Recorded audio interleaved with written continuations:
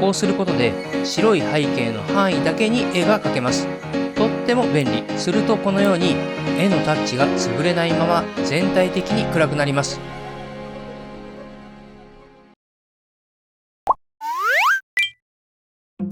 皆さんどうもこんにちは、さいのすけです。今回は初めてのフレスコということで Adobe フレスコを使った絵の描き方を紹介します。同じケーキを3種類の描き方で描きました。フレスコの使い方を初級編、中級編、上級編と分けました。これは使い方だけでなく、絵を描く技術的にも初級、中級、上級に分かれています。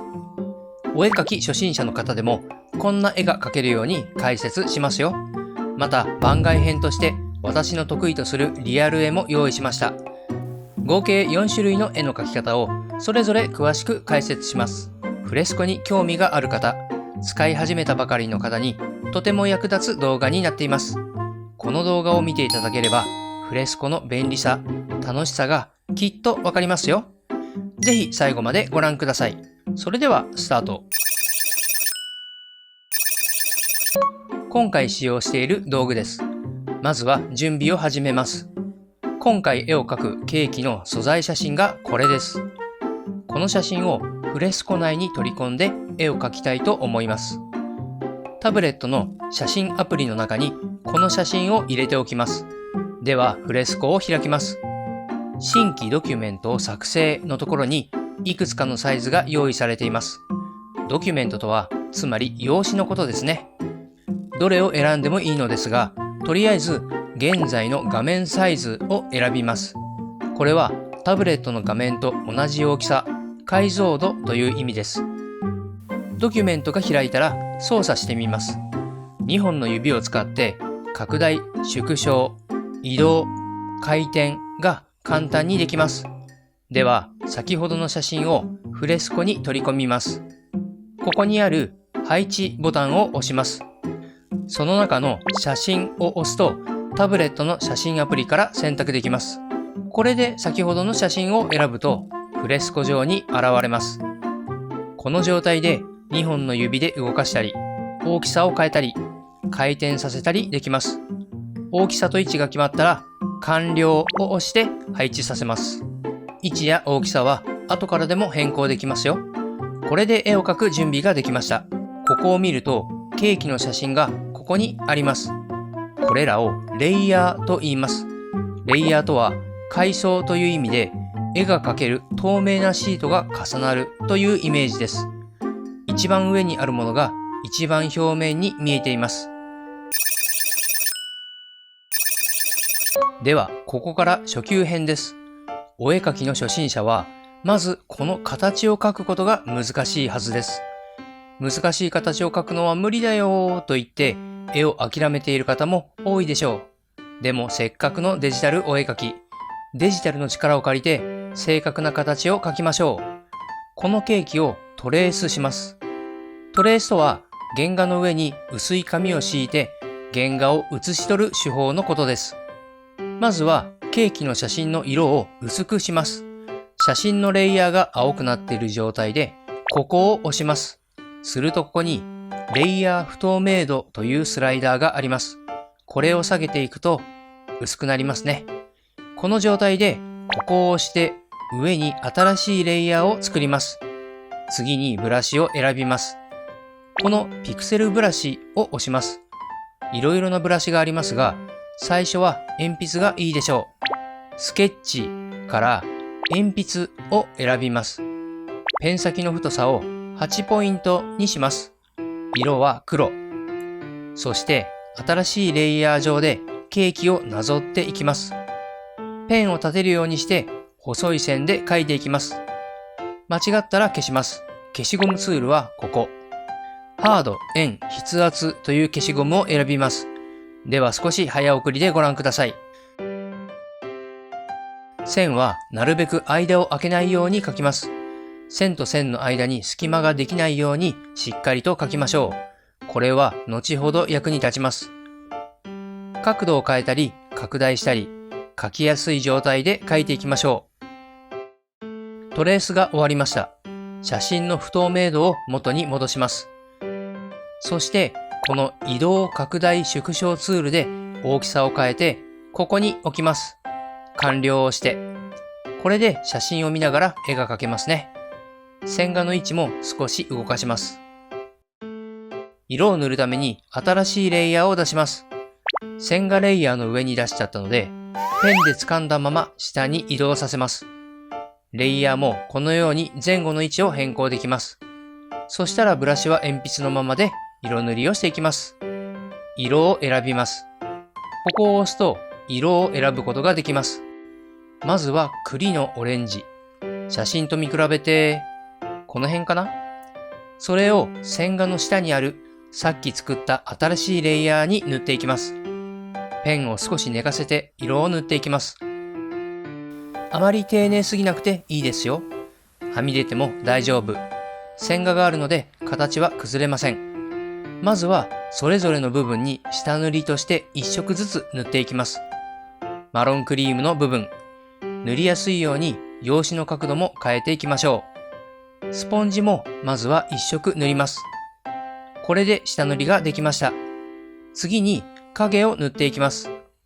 ここで役に立つ色の選び方を紹介。すでに画面に塗った色を選ぶには、その色を指で長押しします。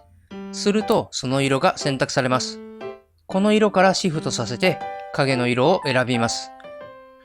今ある色からシフトさせるので、最初から色を選ぶより簡単ですよね。これでそれぞれの影を描いていきます。これもあまり慎重にならずに大雑把に塗るで大丈夫ですよ。続けて明るい部分も塗っていきます。最後に床に影を塗って、これで初級編の絵完成です。次に中級編です。まずは線画の中を白く塗りつぶしたいと思います。線画の状態でレイヤーの背景を閉じるとこうなっています。実は線画レイヤーは黒い線以外のところは透明なんですね。選択ツールを押します。いろいろな選択ツールがあるので自動選択を選びます。そして線画レイヤーの上でケーキの外側をペンでタップするとケーキの外側が選択されました。この時に線と線の間に隙間があるとうまく選択ができません。うまく選択できない時は線画をもう一度よく見てみましょう。ではこの選択範囲を反転させたいと思います。画面の下にいろいろアイコンが出ています。その他を押して選択範囲を反転を選びます。するとケーキが選択されました。次に線画レイヤーの下に新しいレイヤーを作ります。色は白を選びます。この塗りつぶしツールでケーキの中をタップするとこのように種類を聞かれます。ピクセルを選びます。すると白い背景ができました。線画レイヤーを閉じると白い背景だけになっていますね。次に線画レイヤーと白い背景レイヤーの間に新しいレイヤーを作ります。それをクリッピングします。こうすることで白い背景の範囲だけに絵が描けます。とっても便利。ではこのレイヤーに色を塗っていきます。水彩タッチで塗ります。ライブブラシから水彩を選びます。今回ブラシは水彩基本にします。色は素材写真から選びます。指で長押し。ブラシのサイズと濃度を調整して、こんな調子でどんどん塗っていきます。フレスコの大きな特徴の一つがこの水彩ブラシです。本物の水彩のように滲んで色が混じり合っていきます。これ本当にすごいんですよ。ぜひ一度試してほしいですね。レイヤーがクリッピングされているので、ブラシを大胆に使ってもはみ出ることはありません。一通り塗ったら一度乾かします。レイヤーを長押しして、ここにレイヤーを乾かすがあります。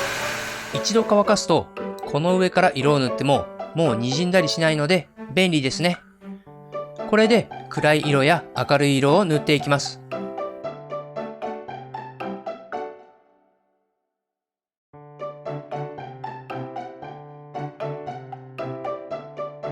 だいたい塗り終わりました。いい風合いの絵ができましたね。中級編の絵完成です。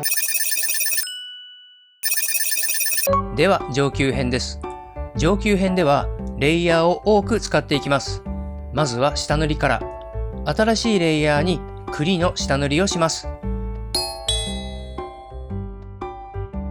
ぐるりと外周を塗ったら塗りつぶしツールで一気に塗りつぶします。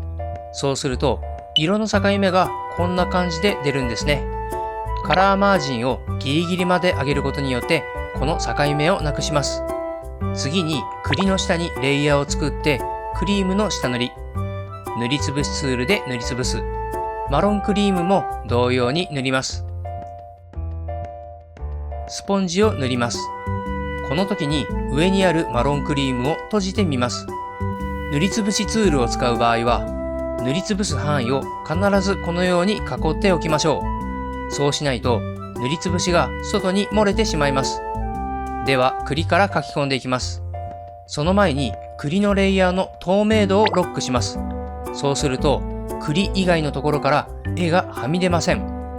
ブラシは汎用のソフト、円、不透明にします。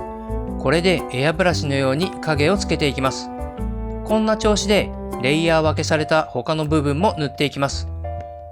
マロンクリームはまず暗い部分を塗っていきます。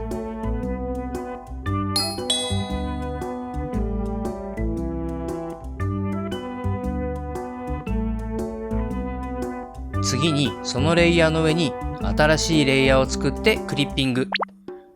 このレイヤーの描画モードを定山にします。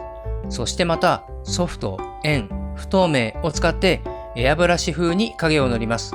するとこのように絵のタッチが潰れないまま全体的に暗くなります。スポンジ部分も同様にタッチを入れていきます。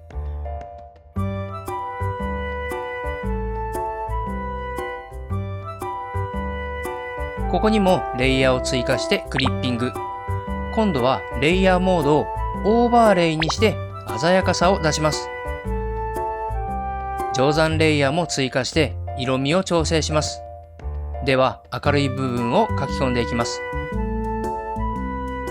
だいたいできました。レイヤーを多く作ったのでまとめていきます。まとめたいレイヤーを掴んで下のレイヤーに入れます。こうすることで一つのフォルダとしてまとまっていきます。最後に黒の線画に色をつけます。線画のレイヤーにアピアランスを加えます。下のレイヤーにクリップにチェックを入れて、色相、サイドを選択、色の統一をチェック、スライダーを調整して色味を出します。はい、上級編の絵完成。